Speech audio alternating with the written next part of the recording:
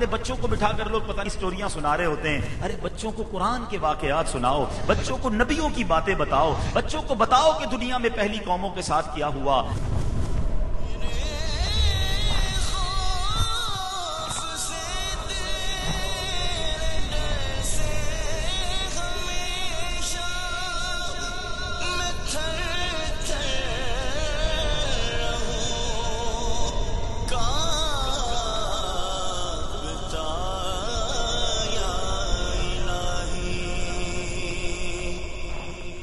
عذاب نازل ہوئے اس کو بیان کرنے کا قرآن میں ایک مقصد علماء نے یہ بھی بیان کیا تھا کہ تم ایسا نہ کرنا, تم یہ غلطی نہ کرنا. دیکھو پچھلی قوموں میں کسی نے معاذ اللہ بدکاری کی, عذاب آ گیا.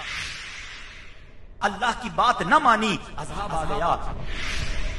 ایسے ایسے عذابات ذکر کیے گئے کہ دیکھو تم یہ نہ کرنا.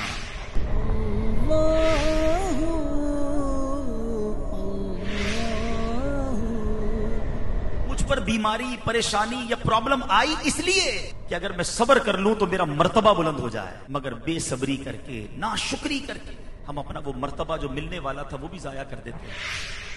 مگر آج ہم قرآن پڑھتے ہی نہیں ہیں تو سمجھیں گے کیسے کہ کیا کیا نہیں کرنا ہے. میں اور آپ مر جائیں گے, سافٹ ویئر آف لائن ہو جائیں گے. جب میں اور آپ قبر میں جائیں گے نا, جس کے دل میں قرآن ہوگا قرآن قبر میں بھی آن لائن ہو جائے گا.